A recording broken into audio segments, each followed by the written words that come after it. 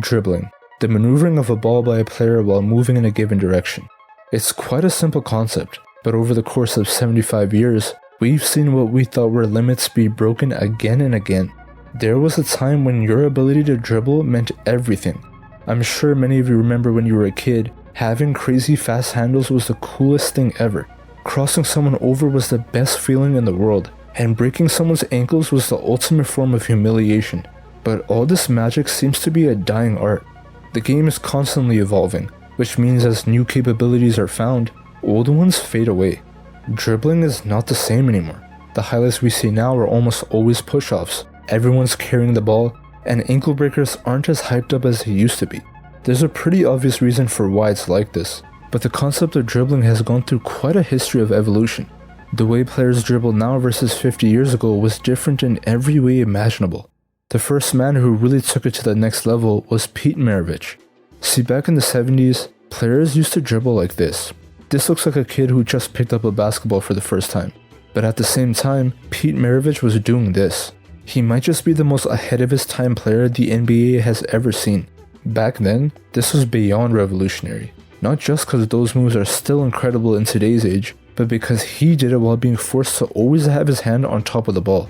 You weren't allowed to put it to the side like how everyone does now, which severely limited the moves that you could do since it would just be a carry. That's why for our generation, older highlights don't seem all that impressive. It wasn't necessarily because they were trash, they were just forced to play in a completely different way than we do. So when exactly did all this change? Well, it was because of one very polarizing man. See, back in the early 2000s, Allen Iverson was the face of basketball, but he had a signature move that caused a lot of controversy.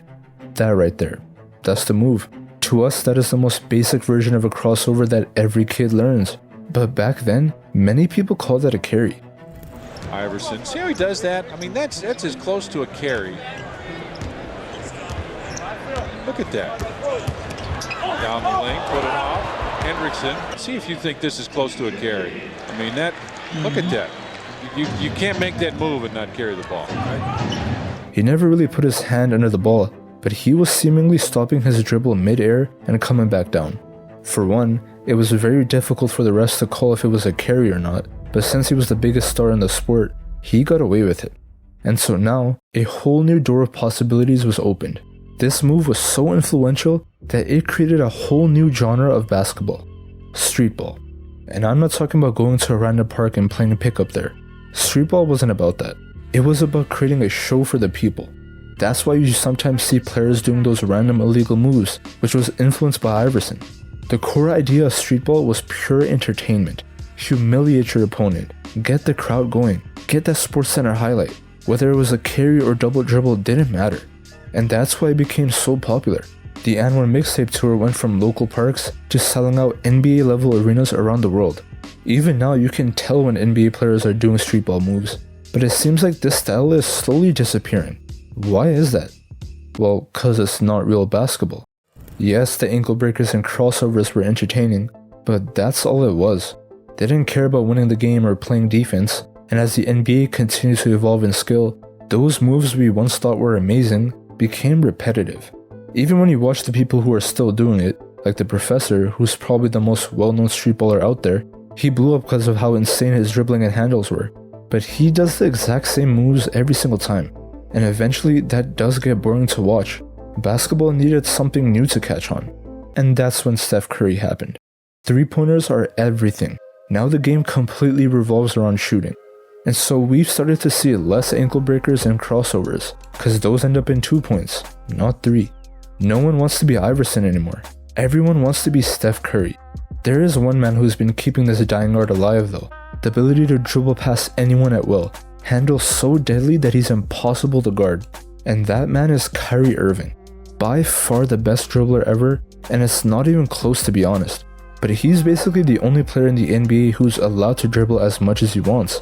95% of the league don't get this privilege. Superstars are trained to score as efficiently as possible, which means the less dribbles, the better. Think about it. When was the last time you were watching a game and a player pulled off some crazy handles? I genuinely can't remember a single time, because at that high of a level, doing too much is gonna give you nothing but a seat on the bench. And even when they do, the ankle breakers now aren't what they used to be. This is not an ankle breaker. I don't care if it's legal. How can you say you broke the man's ankles when you pushed him? I don't know if it's just me, but it doesn't hit the same when people get hyped over this. Ankle breakers used to be something special, the worst thing that can happen to you on the court, and now it rarely actually happens. As much as many of us don't want to admit it, most of the time when people dribble, they carry the ball. It's just how the game is now. The refs have simply stopped calling these because it creates more highlights, and that's what people want to see. But when players blatantly don't follow the rules, it doesn't feel like real basketball. The refs are obviously a huge problem, but we never talk about how the players make their jobs way harder. With basically every dribble being a half carry, it's really hard to make that call.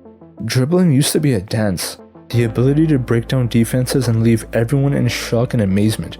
But when everyone is exploiting the rules to make fake highlights, it doesn't give off that same feeling. Do we blame Iverson for this? Maybe James Harden because his signature move also had the same effect. But I think it's the unfortunate law of evolution, that we eventually forget what used to be. It's a sad thing to think about, that one day people are going to be saying Kyrie was a bum who had weak handles, or that Curry isn't the best shooter ever. In the next 50 years, the way we play will be completely different from what it is right now. And in this sport, we just can't seem to stop comparing different eras. But maybe we should learn to appreciate all of it. The ones who pioneered it, the ones who evolved it, and the ones who are taking it to the next level.